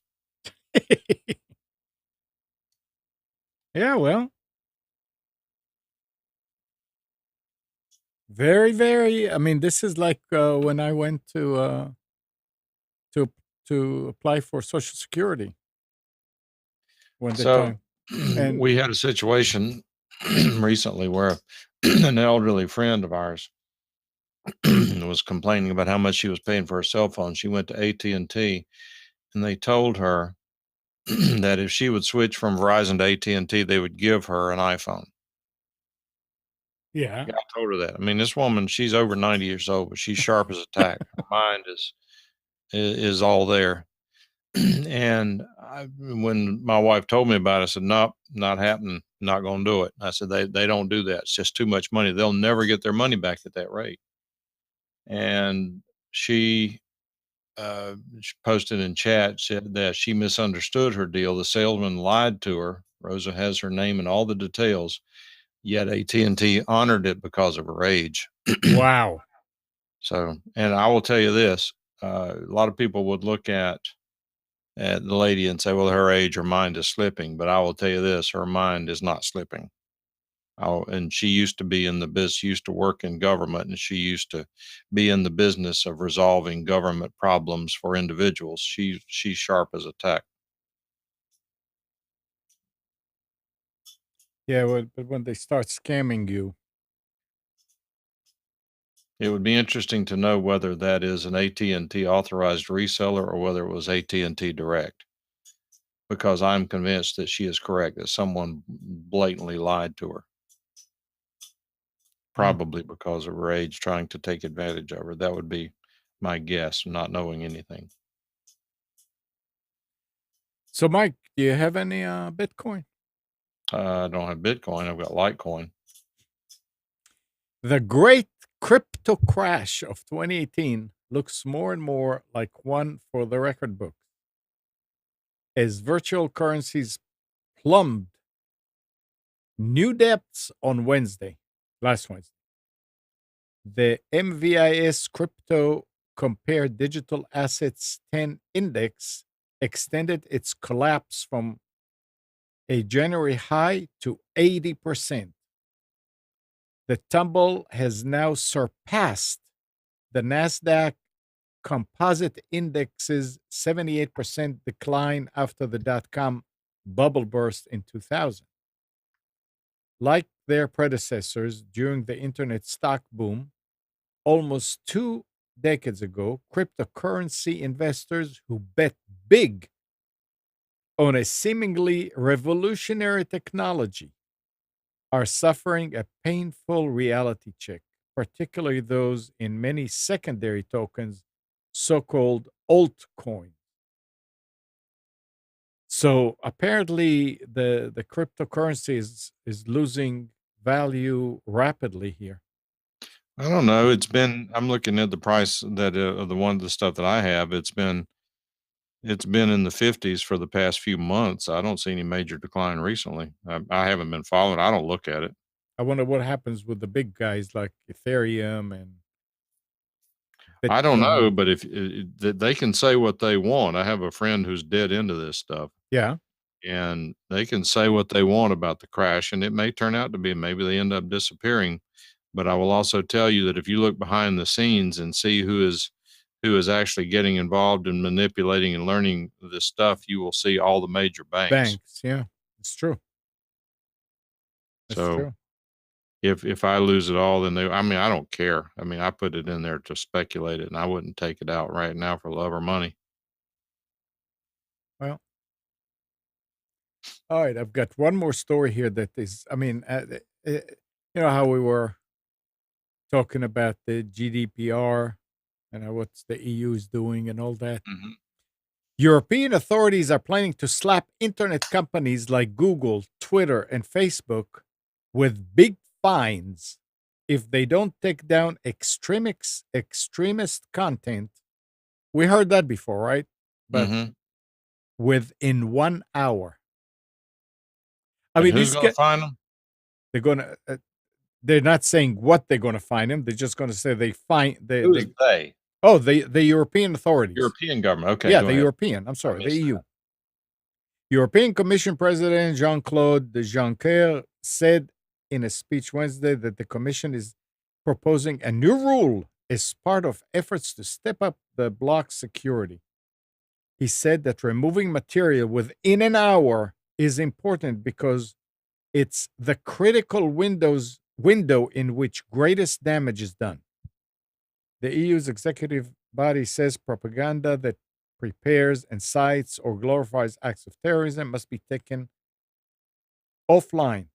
So, I mean, and they go and keep on talking about, but this is, I mean, these guys are not playing around. Within an hour, you take it down or you get fined. And I'm sure they're going to fine, they say big fine. That's how they put it. That's, I got to agree with this. I mean, I don't see why they can't do that. I mean, they have enough people working, and if somebody somewhere high in government or any kind of a body says, look, you need to take that down because it is extremist, somebody can always find the time at Google or at Facebook or at Twitter to actually personally go and look at it. I'm sure it's not going to be something automated that there are thousands coming a day, but if you get somebody that decides that and they're telling you, have somebody look at it. And if it is, take it down. You can. I mean, they can do it. They Well, just they don't. they have an algorithm now. What they do is they search for all content that has the word Trump, and if it does not include the word Yeah. sucks, they Yeah. delete it. Yeah. I'm sure they do. I got to tell you something. They better be careful because at some point the tables can turn. Oh, it will. It did in government, and it can Yeah. in media too. Yeah. So I believe the free market is the solution, not the government. But extremists, I mean, there are two things that are going on. This is political, so we'll do this and then quit. Yeah. But there are two things that are going on in this country that people need to be aware of and need to watch out for if it affects you. And one is that extremist is defined as a political conservative. Number one, and number two, there is a movement on to have conservatism defined as a mental illness so that you can be deprived of your Second Amendment rights. Oh, great. Yeah, that's going to not work out well in the end, I'll tell you. Mm. Don't argue with a guy who's got a gun. Yeah. All right. All they have to tell them that they can now no longer air the ruling party's political attack ads. Yeah, it's coming. It's coming.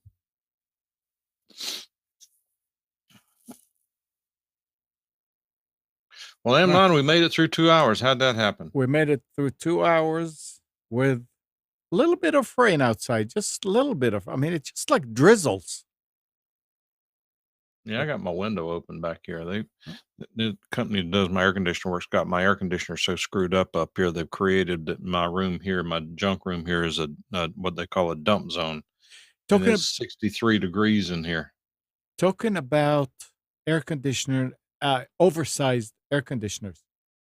A friend Donna started having mold on the ceiling, Ooh, and she had somebody come and look and check and this. They determined that her air conditioner is too big for the house. The ducts are not big enough to move the air, and it cannot remove all the humidity. It cannot dehumidify. yeah, doesn't run long enough. So, I remember when she had it replaced and she said, "Yeah, I told him to put a bigger one because I like it cold." And this is what happens. So just, people need to think about this. Yeah, Now it's need to. going to be thousands of dollars to clear Well, it. there may be a way around that. If you know anybody who is works on air conditioning, you might be able to get them to put a smaller blower in there. Oh no, I'm talking about the remove. I mean, the mold Well, problem is under the house and in the house on the ceilings of both bathrooms and I got an idea. Susan's got a good idea. Just tell her to build onto the house. I mean, at least you get something good out of the money. yeah. But it's yeah. So having a bigger system for your house when you're replacing and the ducts are certain size, not Well, I not will tell you not this. kosher. This will scare you a little bit if you think about it. One of my best friends is a contractor, Mhm. very, very competent contractor. Unfortunately, he's not in this area. But whenever he was here last week, we were talking about the problems I have with my upstairs ductwork. And his comment was that he said very, very, very few people understand how to do proper duct work. They have routines they follow, they put it in. If it works, everything's good to go. But very few of them know how to actually measure and calculate for volume, for the amount of airflow and so forth that's exactly appropriate for the space. Mm, He said it would scare you if you knew how few companies have anyone who totally understands mm. how to engineer a system properly. And I believe he's right. I believe he's Yeah. right. And I said, "Does your guy do it?" And he said, "He's one of the few I've met." And I said, "Get him down here." I don't think he'll drive this far. Mm. Yeah. Well, I'll file a complaint against him. He'll have to come to Raleigh to defend the complaint while he's here and look at my ductwork. so you still didn't get yours problem solved with the AC. $8,000. I'm having trouble getting used to the idea of spending that, am not? Oh. And the Mm. guy at the company that's the only one who figured out what the problem was and offered to fix it. I'm questioning whether I really ought to get a second opinion on it because I've already had about 4 opinions, and he's the first one that really picked up and found the problem. And I honestly believe that's too much money for what he's gonna do. But I Interesting. could be wrong. It may be a bargain. No, it It is can't what it be. is. No. All right. Well, Nick is fine, guys. Thanks for asking about him. We're in touch with him regularly. yeah. He's getting a little bit on the edgy side, but not sleeping or eating well. Or I mean, what was it he posted on Twitter last night? He said it's finally great to have a hot meal. It Yeah. was a hamburger. Yeah. So he's fine. He's actually having a blast down there. He's not happy about all the destruction and so forth, but he's happy to be part of the solution. He'll be fine. He will look back at it and say, "Wow, that was And good experience." I will tell you that if he were in any jeopardy and if I had to charter a helicopter to Yeah. go get him, we would. Yeah, it would. All right, guys. All Have a right. good week. Take care, Mike. Thanks. And thanks everybody in the chat. And good morning, Kathy, Hannah, Nabil, Mac, Norm, Katie, and Donna. Thanks everybody for tuning to Computers 2K Now. We hope you enjoyed and maybe learned something from our time together. Remember to practice safe computing. Back up your hard drive and update your virus scanner. We'll be back here next Sunday at 9, but you can always reach us at computers2know.com. While you're at it, subscribe to our YouTube channel, like us on Facebook. Tomorrow morning, tonight at 7, I doubt Nick is going to do a show. I mean, they still, as far as I know, don't have power yet. Mike is shaking his head. But you can go to atnshow.com and listen to some of the old shows. Very interesting. Tomorrow at 11, it's the Triangle BNI show. See you then.